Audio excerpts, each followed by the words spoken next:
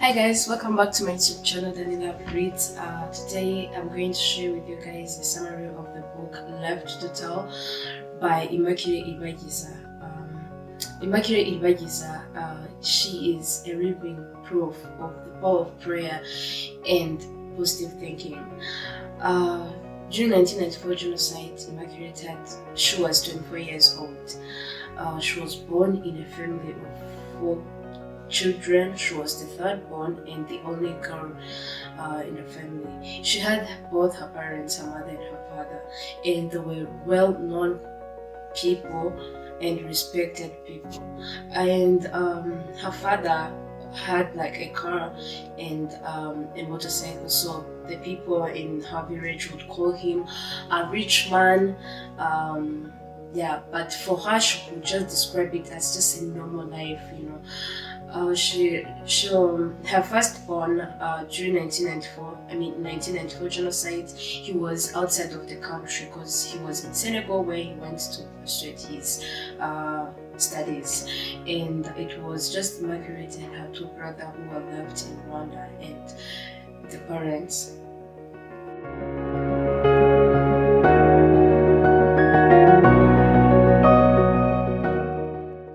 When genocide started, on 6th April, Immaculate's brother called Damascene. He came home telling her father that they should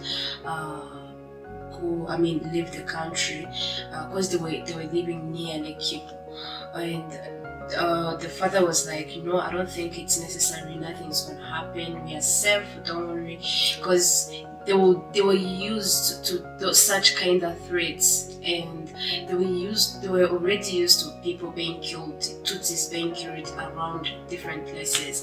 So the father thought this was nothing serious, like even the other ones before.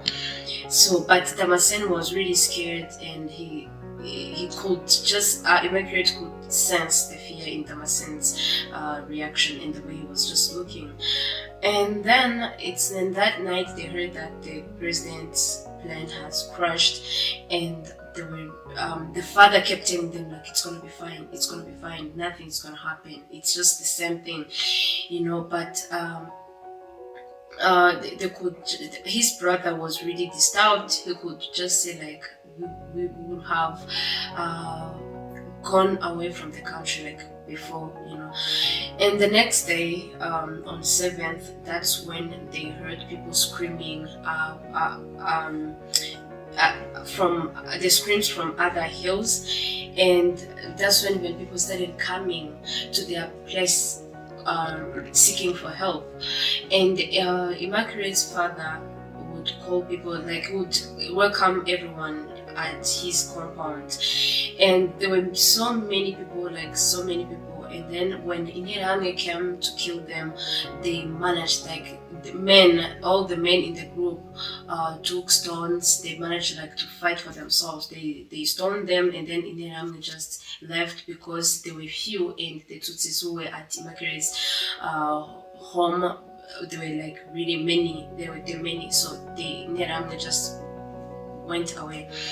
And then it was that day, the next day, when the father said Immaculate should go to this other pastor who was to seek for help or for hiding. And Immaculate didn't want to leave her parents behind and the brothers, but the father said you should go, just go away. So Immaculate ran away, and she managed to reach at the pastor's place, where she was hidden by the pastor. And then few days later, her brothers too came saying we are scattered. Our father and mother, they just went their own way, and some Tutsis they were killing. They started killing those Tutsis who were at her parents' place, and her young brother and a friend of their family and just came telling her what was going on. And later on, her brother Damascene just came as well, but they saw that they couldn't all of them hide at the same place. Damascene decided to go to hide to his friend's place, and he left Immaculate and her brother and the friend of her brother at together at Immaculate at the pastor's place. And then later on, during the genocide, Inyarame would come to search because they'll be like, there are Hutus who are hiding Tutsis, so they will come to search the house. So when the pastor heard that, he just told Immaculate that, like, I don't think I'll be able to hide all these men here. He said, like, I'll hide you, but your brother and his friend, they should go and you should send them away. So it was something really hard for Immaculate to send her brother and the friend away. Even, by the way, the friend was a Hutu, but he was tall and they would just confuse him as a Tutsi. So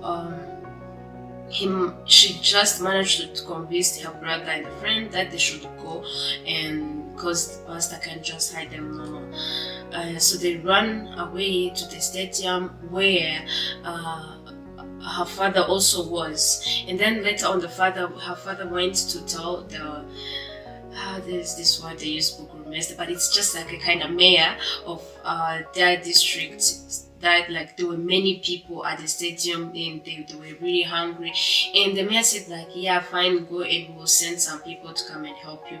But really the mayor was sending Inyarame to go and kill the people. So Immaculate, the pastors took Immaculate and other 6 women into this tiny small bathroom, like actually a tiny bathroom, which was in pastor's room, and he didn't want anyone else other than he himself to know that he was hiding Tutsi women. And they were like, he put them like in his bathroom, and he would just bring the leftover so that people would not think like, why are you taking those foods? He would bring like some leftover to them to eat, through all those things, like in that hiding, that's when Immaculate started praying, and she could pray to God, and sometimes God would just talk to her through her dreams, and she would even start feeling like, how are we going to forgive these people after all they are doing?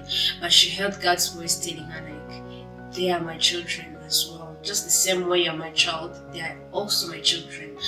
And Immaculate started feeling pity for them, and she even started forgiving the murderers, like before even knowing what's going on outside there.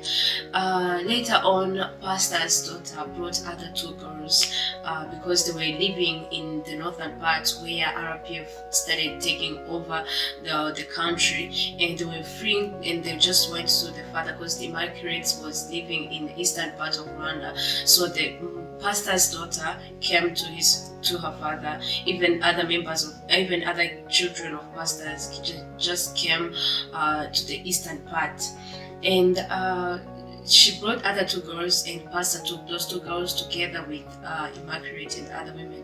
And the room was the bathroom was really too small for even 7 girls. Now the pastor added 2 more, but they could manage, and they didn't even talk. They couldn't talk. They would just use signs to communicate.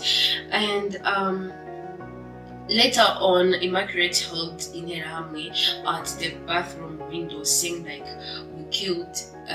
One of them was saying like, I cut the head of a Tutsi who said he studied masters to see if I can see masters in his brain. And Immaculate was like, there's few people around here who studied masters, and I know most probably they are talking about my brother Damascene, because Damascene, he had a master's degree. So she was really scared, and she asked like the pastor like, is my brother dead? But the pastor was like, no, I don't know, I don't even know anything about them.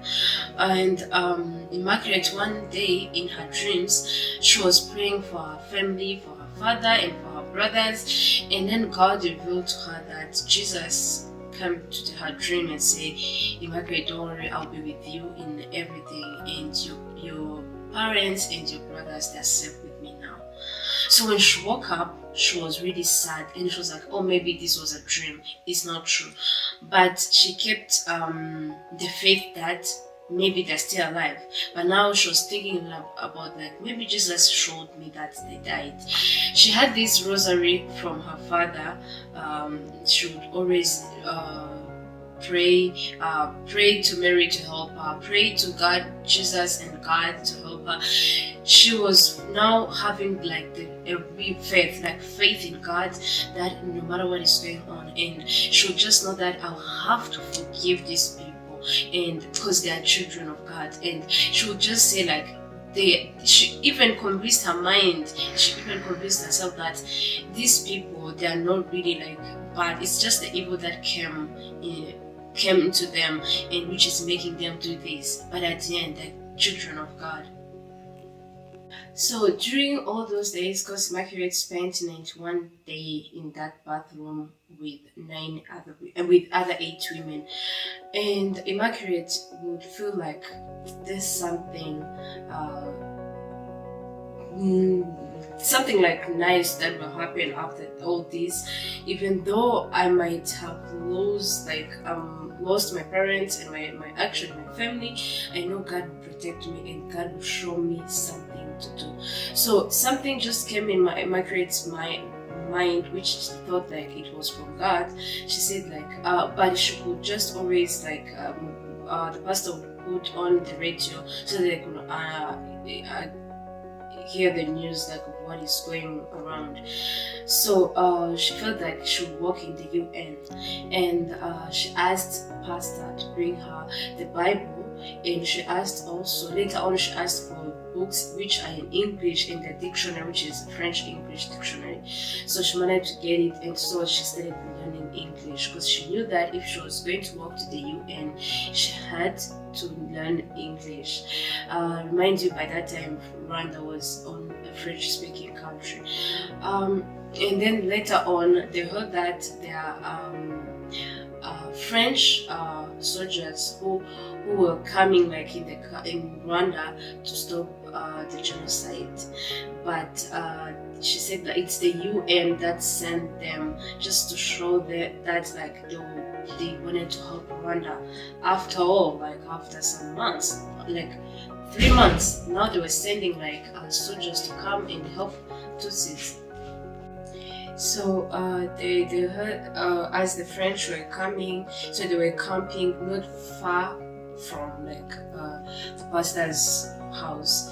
So one day the pastor told them like after getting the information that the French they are there for Rwandese, like Tutsis, he just managed to take all the women outside and send them to the French camp.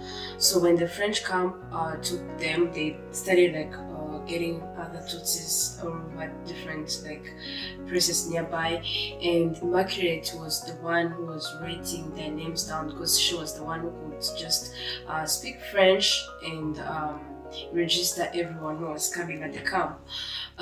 After that, they took them to RPF soldiers, and that's how she survived. And later on in Kigali, Immaculate, actually she found a family where she was living with them, and she managed like to go at UN to ask for a job, which wasn't easy, but later on she managed to get a job. So she could just testify seeing God's hand through everything, and she could just feel like God's hands is on her because as God promised her in those like days when she was at the pastor's bathroom. So later on she found out that all her siblings died, like the 2 brothers who were in Rwanda, and her mother and her father. She managed to know how they died, and she buried her mother and her brother Damascene at the place where they lived, and she couldn't find her brother's body and her father's. So later on, Immaculate just managed, through praying, through believing in God and her positive mind and her positive thinking, she went through all those like things she passed through. as, like, let me just use the word as a hero, because she even went to see a person who killed her mother, and she told him, like, I forgive you, because she learned that she had to forgive them even before the genocide was over. So later on she was like, I have to go. She forgave everyone, and now Immaculate lives in the United States of America with her husband and her two kids, a boy and a girl. Her story is a story that shows, like, you could lose everything, but with God, you just have everything. It touched me to see how she believed in God. She kept on hanging on with God, knowing, like, He's the one, and He will protect me. He will provide for me, and surely God provided for her. God just did everything as He promised her during those hard days. It's a book that you can't just say like every details, but I highly recommend to go and read the book. She just saw that, like, all these things God is doing, all these things that is happening to me, God will just make them to make something, like, beautiful or something nice to me.